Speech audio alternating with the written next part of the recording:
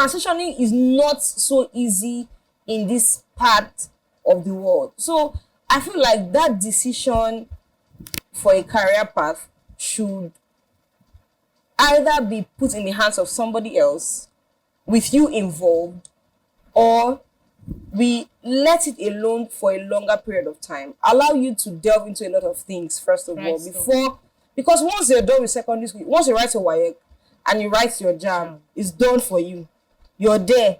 If you want to change, you have to start again. But I think over there, they write A levels, they do a lot of things, so you can make a clear decision, having put all these things into consideration and testing the waters. But we don't have that kind of thing here. So I feel like as an HR person, you should give us your own opinion or tell us, is that something that the government has to implement, the school system or whatever? I don't know. All right. Okay. So actually, there's something the school system needs to implement. You know, like when I went to school, we had a guidance and counseling unit per se, but I can't remember throughout my stay in school if I ever saw any students going for guidance and counseling. That office, I'm not sure there are more than 3 persons I saw there.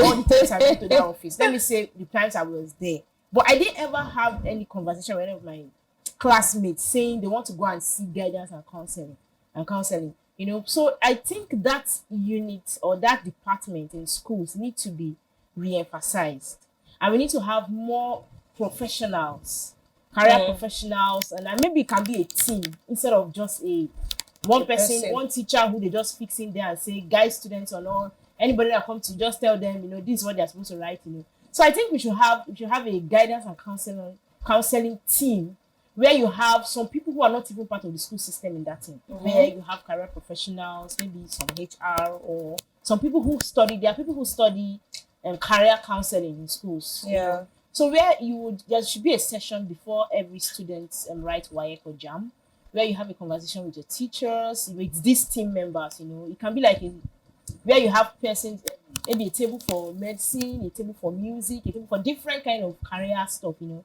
where you get to decide. Maybe you have a short talk on each of these things. You know, but I think there should be a session for that before WAEC and JAM exams. And then the team should be promoted. Like in my school, it's only when you see that tag in the office, guidance and counseling, sometimes you will remember that unit exists. True. So it should be promoted. When you get into school, they should do in the orientation session, they should say, this is what guidance and counseling does. This is what they will help you do in the long run in your life. This is what they are there for. This is the time you can meet them. Why do they need to see guidance and counseling? You know, what are the challenges they might face if they don't? You know, it should be promoted, and then there should be qualified people who have experience or who have the capacity to mentor children on that, you know. So I think that needs to be put in place. All right, I just have one question for you before we get to chat box. Okay. How do you feel as a HR person sacking people? How do you feel? Like, anytime you hear HR wants to see you, like your mind is already out there. How do you guys feel? Like, you always keep a straight face. Well, sorry, happened for you. Take. How do you guys feel? It's like you don't have a heart or something. How do you feel? Oh my God. Okay, so as a HR, seriously, there are many hats you have to wear.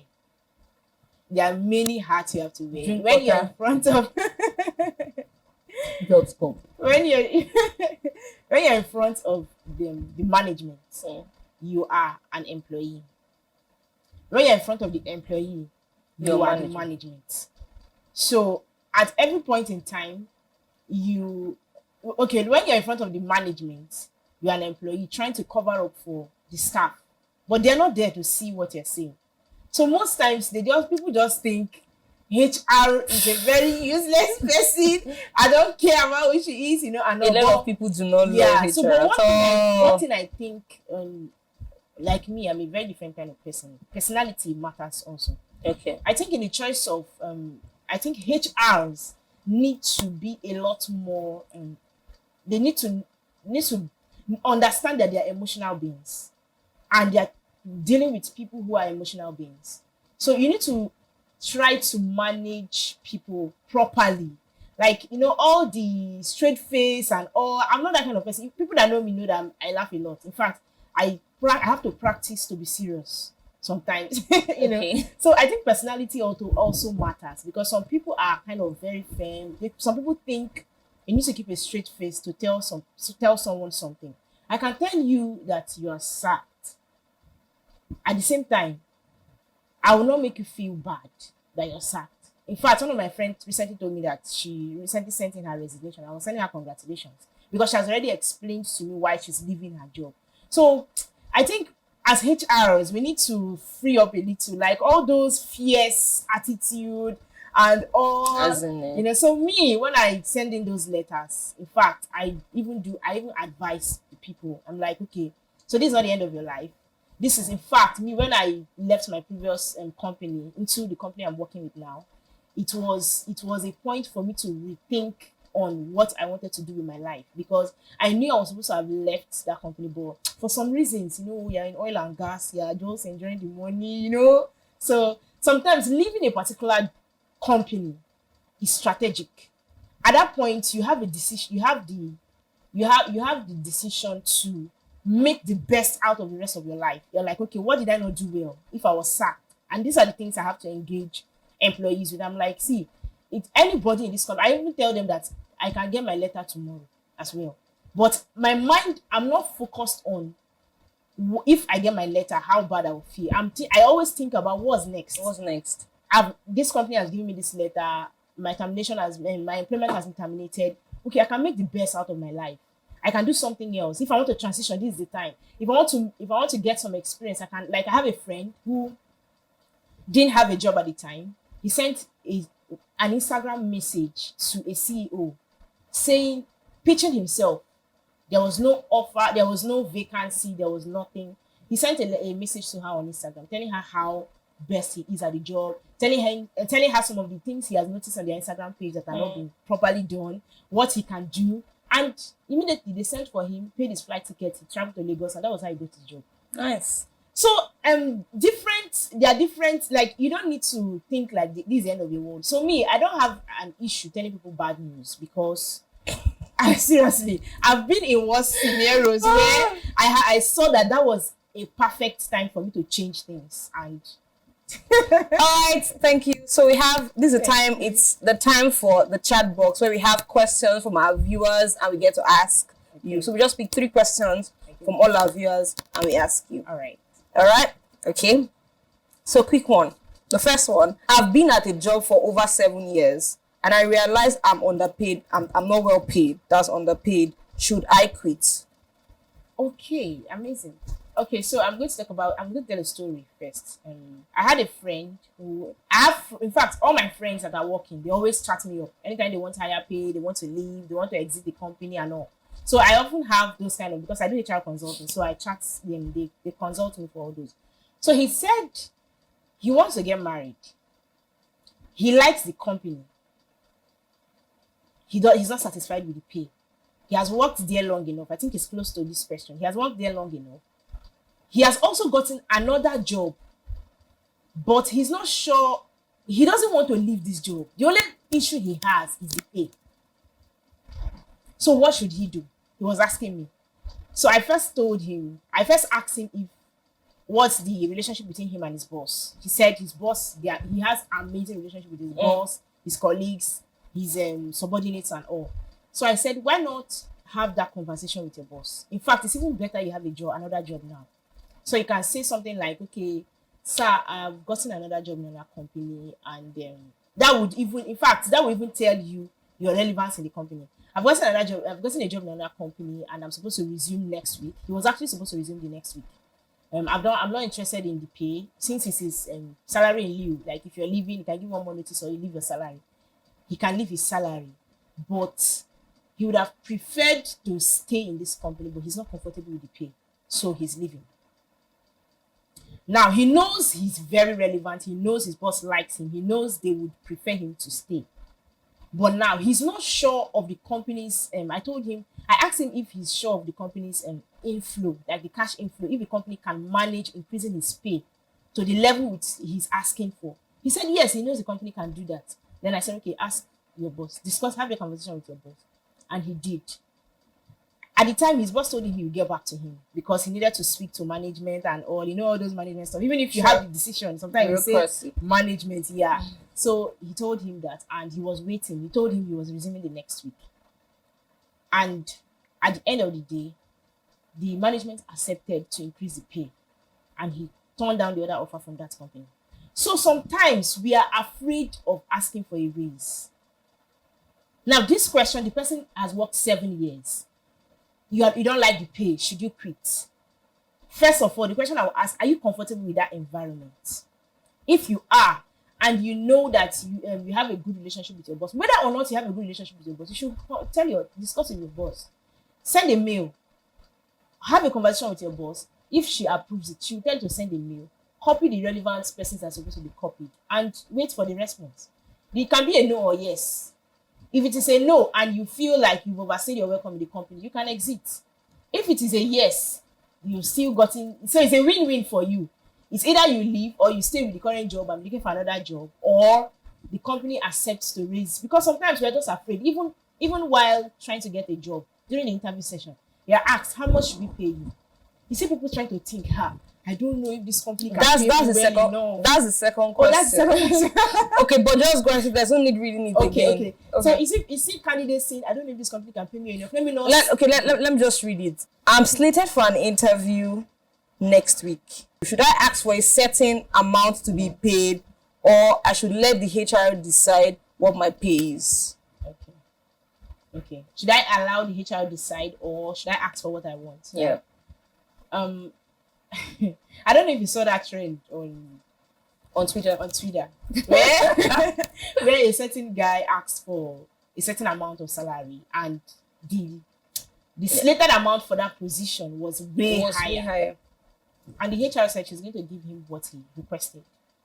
Many persons were saying lots of things about that. Some people said, why would you not just give the person what he's supposed to get? Exactly. Why are you I don't understand what he said? At the end of the day, the problem is that at the end of the day, when you tell them, okay, because the prospective employee said, pay me 500,000, and the remuneration for that position is 800. The person comes into your organization and works and sees that there's something higher. The person becomes dissatisfied with the job and starts giving you attitude. You spend more money trying to recruit because recruitment process is kind of very, very expensive and very tedious. Yeah. Why not just give the person what the person deserves for that role, and save yourself the stress of having him misbehave on the job because he's dissatisfied? You now spend more money than you'd have spent paying him his own money to recruit another person.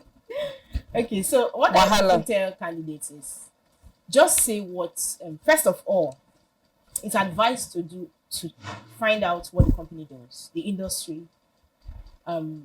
what they are doing at the time. Just do a little research about the company. Most times you will not know anybody working in the company. Let's not even talk about ask somebody working there, because most times you won't know anybody working there. If you do, fine, you can ask a question. What's the average salary managers are earning, and all.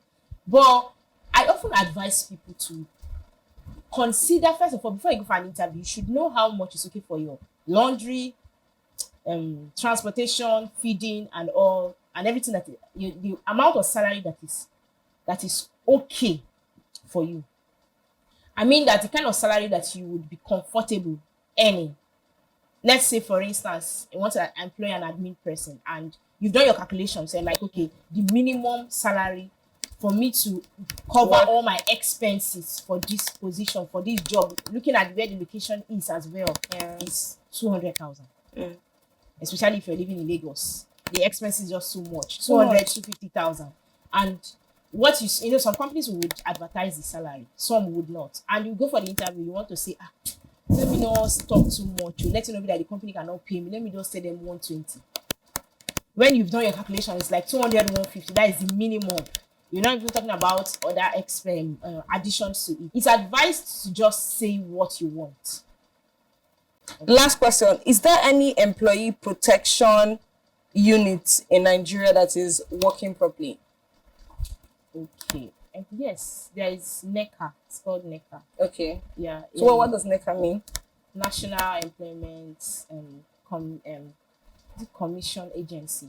Okay. There's NECA. Yeah, I'm not quite sure of the full name. Sorry. All right. But there's NECA. That's a body where any problem you have as an employee, and I want to take your employers, and yes to them, yes, to them. They will just sack you. You can. Do they have cases that they've actually positive responses from all their Very well. cases? Yes, in fact they are the body that are covering employees in companies. That's their role. Wow, they are there for the employees. I know about employee protection, but Yeah. I'm not so sure. Yeah, they are there for the employees actually, NECA, and they also have different kind of policies that are protecting employees. Lots of them, but people, we don't get the knowledge. It's not very open to everybody, except if you studied all of those things. Especially concerning women, pregnancy, working at night, having those night shifts. There are all of those laws available. Really? Nice. That protect employees, and even contract staff. Some of them protect contract staff, not even full-time employees, as well. So all of them pension. There are lots of things that if there's the labor law.